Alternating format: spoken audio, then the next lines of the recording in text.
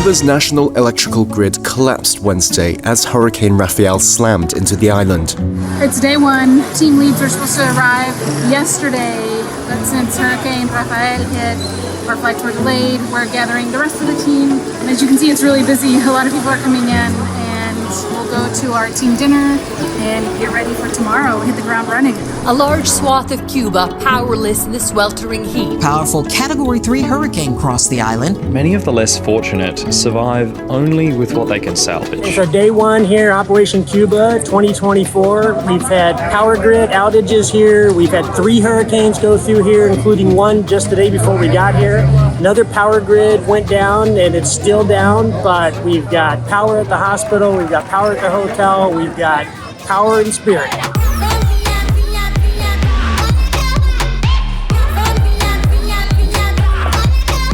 Hey, one, baby. Let's go. You know, we've definitely had some obstacles with the power outages, a couple of hurricanes, and I'm really just hoping that we can take care of a lot of patients. It's a great group and ready to take care of people.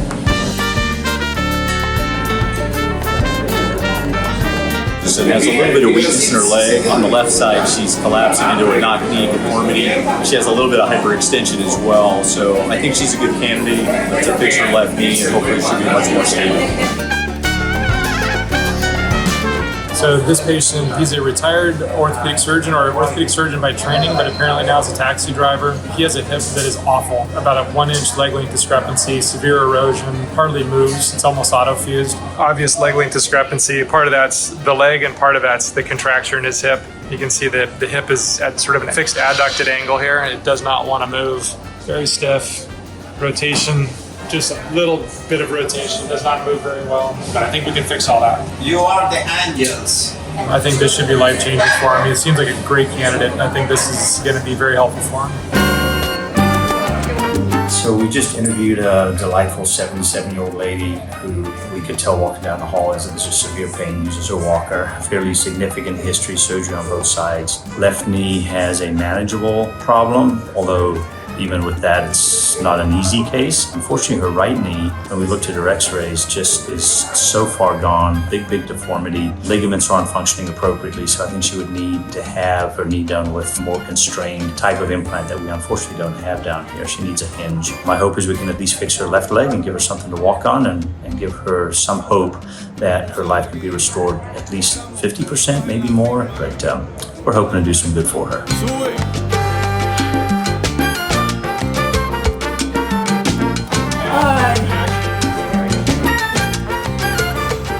So it's a man who had an injury and he had 2 surgeries. During one of them, they took his patella and used it for bone graft. So now he has no patella and an arthritic knee.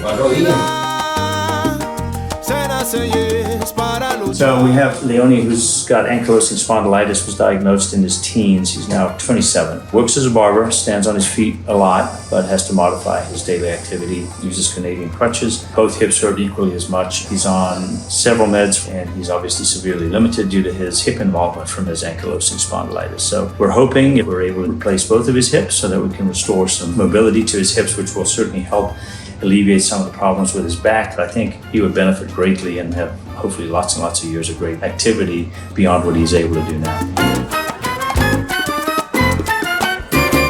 His mobility's decreased in the last several years. He's trying to get better for his children. He's got small children, and he just wants to help them. He says he feels useless and he needs his hips replaced because of it.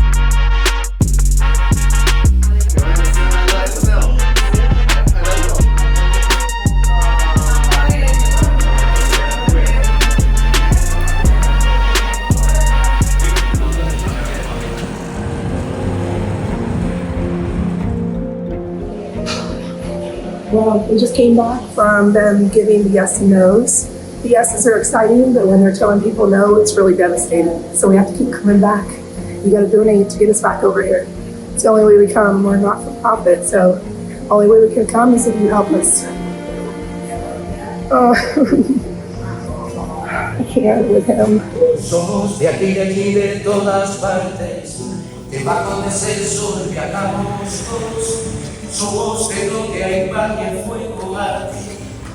Somos de donde el agua y el rencor. Somos el sur y el norte de la tierra, hijos de la fortuna de Andaluz.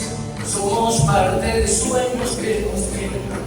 Vamos todos ahorcados del ombligo. She said that she's having this hip surgery.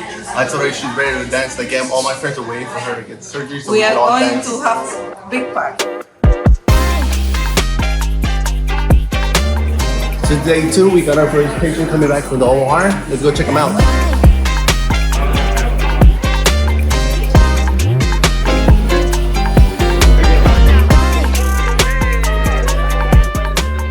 We did her hip replacement yesterday. Surgery went great. She's super tough, strong lady, and so she's already been up walking today. So I think she's gonna do very well. She's just really excited because she has kids, she has grandkids, and that she's excited to run around chasing them now. Gracias, muchas gracias. It's so cute. I have never seen our patients on these missions use the hip kit because we never normally have them. But this time we got so many donated and we're so grateful because these young patients, it's going to change their life and their recovery. This guy is probably 1 hour post-op and he's already put on his own shoes and tied them because our home health companies and our friends and families at home have donated money and we've bought these hip kits for these patients who deserve them so much. We are discharging 1, 2, 3, 4, 5, 6, 7, 8, 9, 10 people today.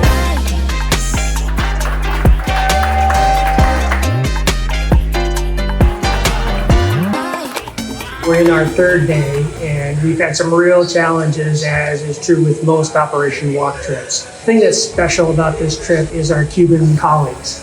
Doctors, staff, anesthesia, they've all stood up and really filled in where we needed them. And it's been such a pleasure. Where we come to help them, tide is turned and they're helping us. And they're helping to get the patients done and helping us do our mission.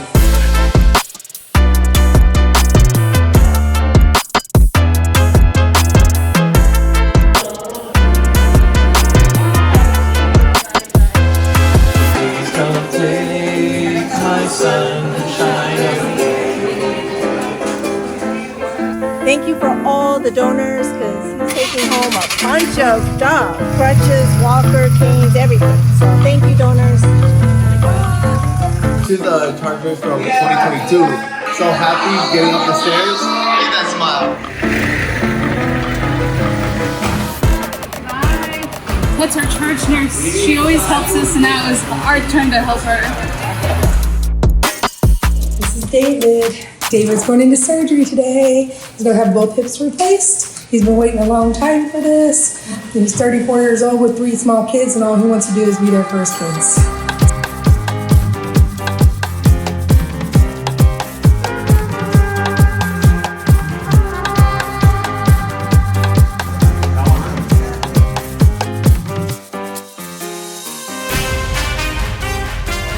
Leone here had bilateral hip replacements. He's walking way better because he's been used to lifting through his arms completely, but now he's putting the weight on his legs.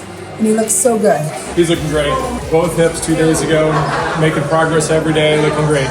Moving forward, it's just going to get better and better. Soon enough, he'll be without that walker and back to normal.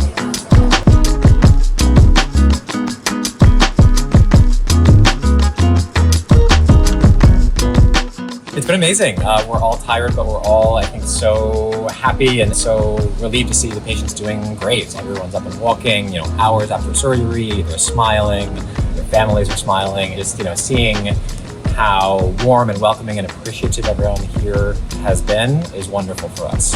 It also, as a doctor, this feels like a pure form of medicine. Like we're just here with our patients, helping them. We're not worrying about so many of the logistics, the insurance, all those things. And to be able to just focus on our patients and helping them feels amazing.